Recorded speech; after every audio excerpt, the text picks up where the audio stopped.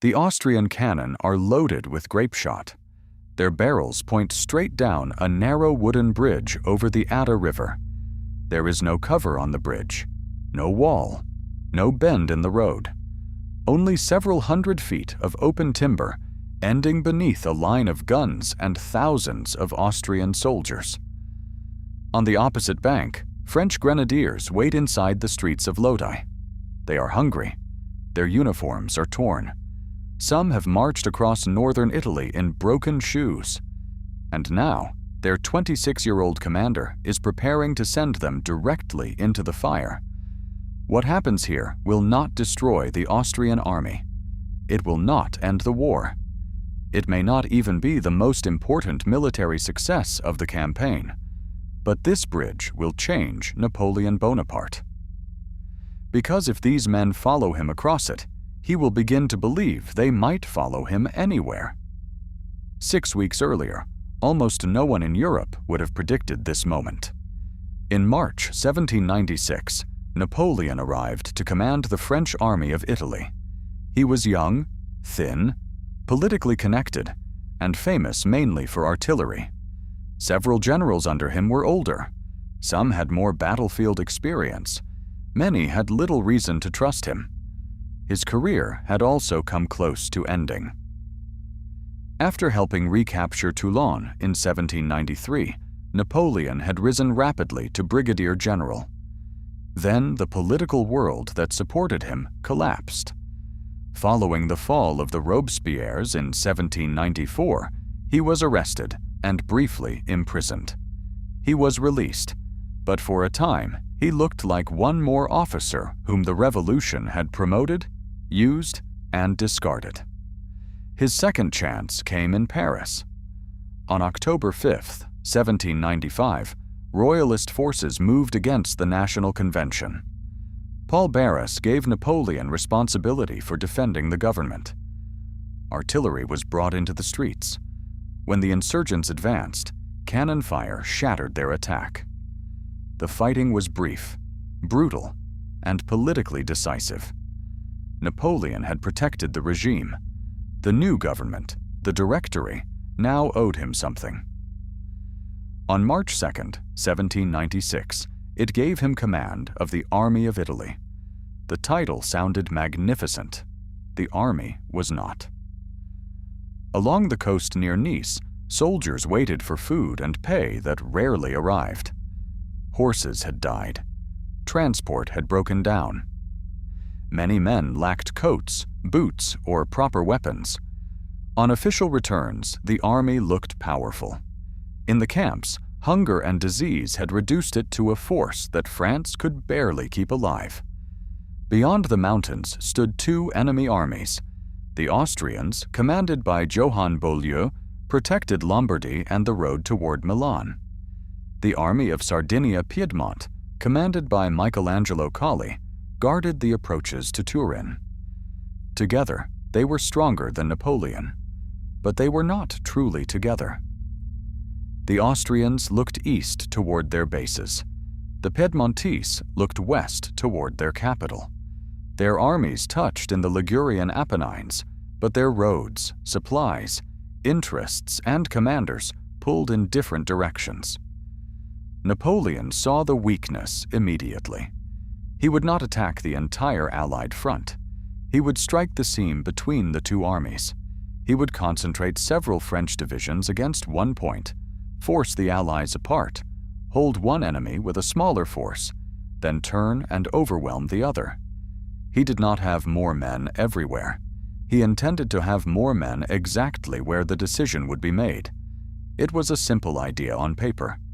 In the mountains, it depended on timing measured in hours. One division arriving late could expose the others. One blocked road could destroy the whole plan. And the soldiers still had to march. Napoleon promised them fertile plains beyond the peaks, rich storehouses, honor, and victory. The language was theatrical, but it answered a real question. Why should starving men climb another mountain for a government that had failed to feed them? Napoleon offered them a future more convincing than their present. There was another risk. Napoleon's plan required junior commanders to act without waiting for perfect information. Couriers could take hours to cross the mountain roads. Orders might arrive after the situation had already changed. The French divisions, therefore, had to understand the purpose of the operation, not merely their next destination. That ability, to keep separate columns moving toward the same decision, would become one of the defining features of Napoleon's campaigns. The campaign began on April 10th, when Beaulieu pushed toward Voltri near Genoa, and an Austrian column under General Argenteau advanced through the mountains toward Montenotte. The Allied attack looked dangerous. It also widened the very gap Napoleon wanted. Argenteau moved too far from the Piedmontese to receive quick support. Napoleon pulled French divisions toward the isolated column. Before dawn on April 12th, French troops climbed through rain, fog, woodland, and broken slopes around Montenotte. One French force fixed the Austrians from the front. Massena moved against their flank. La Harpe pressed through the rough ground from another direction. The Austrians had not been outnumbered across the whole theater, but at the decisive place, in the decisive hours, Napoleon created local superiority. Argenteau's position collapsed. Montenotte was not a gigantic battle. Its importance was geometric. The French had driven a wedge into the Allied junction.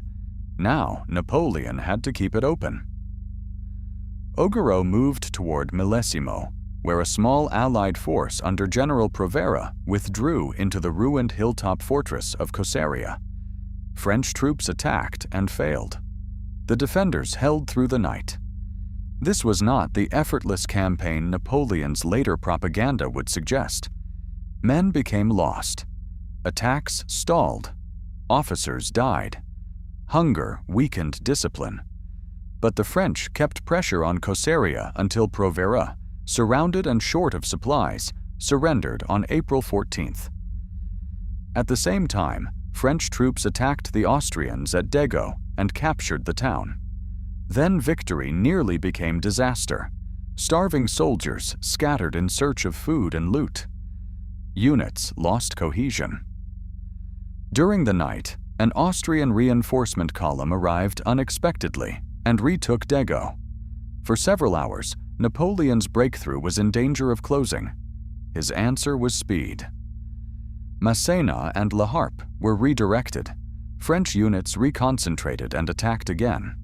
Dego was taken for a second time. The episode revealed the real character of the Army of Italy. It could move faster than its enemies, recover from surprise, and strike with concentrated force. But it was also hungry, unstable, and capable of falling apart immediately after success. The campaign had lasted only days, yet its central drama was already clear. Napoleon was not commanding a perfect machine. He was repeatedly creating a temporary advantage, spending it before it disappeared, then racing to create another one somewhere else. Napoleon now faced the decision that would determine the first phase of the campaign. Beaulieu was retreating east. Colli and the Piedmontese were withdrawing west toward Turin. Napoleon could chase the Austrians, or he could turn against the weaker partner and remove it from the war. He turned west. French columns pressed through Ceva toward the Corsalia River. Their first attempt to break the Piedmontese line failed. Napoleon shifted the axis, searched for weaker ground, and continued the pressure before Colli could recover. On April 21st, the French broke through near Mondovì. The Piedmontese retreated toward Turin. French cavalry pursued them. General Stengel was mortally wounded, while the young Joachim Murat helped carry the action forward. 1 week later, Sardinia-Piedmont asked for terms.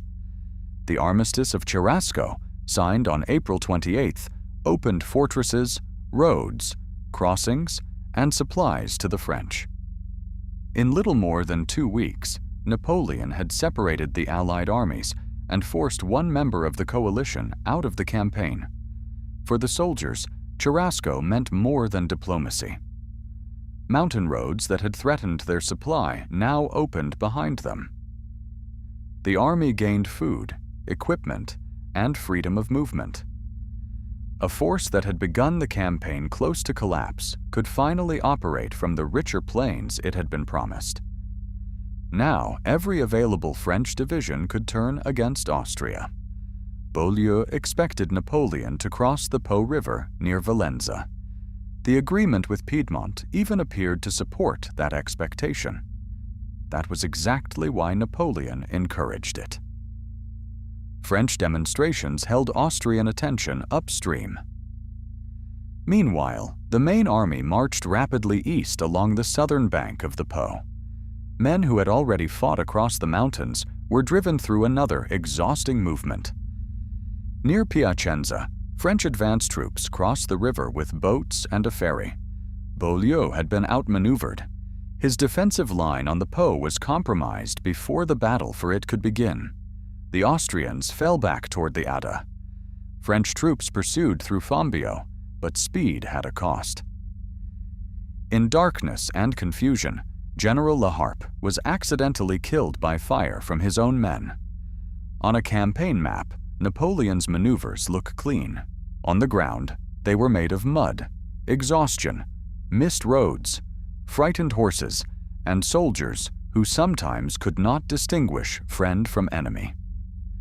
By May 10th, most of Beaulieu's army was escaping east.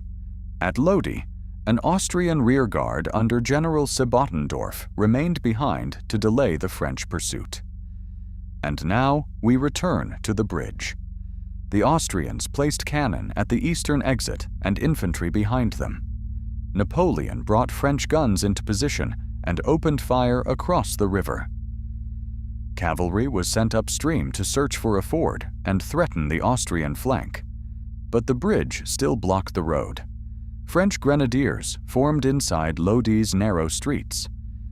Masséna, Berthier, Dallemagne, and other senior officers moved among them. Later accounts would disagree about exactly who stood where. Memory would polish the scene. Propaganda would turn it into legend. The signal was given. The column surged forward. The Austrian guns fired. Grape shot swept the bridge. Men fell. The head of the French column recoiled, compressed by the soldiers pushing from behind. For a moment, the assault threatened to stop exactly as logic said it should. Then officers and grenadiers forced the movement forward again. The French crossed the final distance, reached the eastern bank, and attacked the gun line. Other French troops crossing nearby increased pressure on the Austrian flank. Sebottendorf's rearguard withdrew, leaving guns behind. The road to Milan was open. But here is the truth hidden beneath the legend. Lodi did not destroy Beaulieu's army. The main Austrian force had already escaped. The bridge assault was dramatic, but its direct strategic result was limited. Its psychological result was enormous. Napoleon had seen veteran soldiers cross an exposed bridge under cannon fire because he and his officers demanded it. The army began to see its young commander not merely as a clever planner, but as a leader who could make impossible actions succeed. And Napoleon began to see himself differently. Years later, he remembered Lodi as the moment when the first spark of a greater ambition appeared within him. That memory was retrospective, shaped by everything he later became. It is not neutral evidence, but it tells us what the bridge meant to him. At Toulon, Napoleon discovered that his ideas could shape a battle. During these 7 weeks in Italy, he discovered that they could shape an entire campaign. On May 15th, French troops entered Milan, the capital of Austrian Lombardy. The entrance looked like liberation. For some Italians, French Republican language promised political change. For others, the new army brought requisitions, forced payments, occupation, and the removal of valuable works of art. Napoleon was learning that modern victory required more than winning battles. It required food, money, politics, newspapers, and a story. His dispatches transformed a sequence of dangerous marches, failed attacks, confusion, and recovery into a narrative of unstoppable success. Across France, the name Bonaparte began to separate itself from the names of other generals. In less than 7 weeks, he had crossed the Apennines, split 2 Allied armies, forced Piedmont out of the war, crossed the Po behind Beaulieu's flank, taken Lodi, and entered Milan. That is why the bridge matters, not because Lodi won the campaign, but because Lodi completed the transformation of an insecure young commander into a leader who believed history had chosen him. The belief would make him extraordinarily dangerous, and it was about to face a far greater test. Beaulieu was still alive. Austria was preparing new armies. South of Milan, the fortress of Mantua remained in enemy hands. Taking northern Italy had required 7 astonishing weeks. Holding it would require Castiglione, Arcole, Rivoli, and victories won when Napoleon appeared to have no possible move left.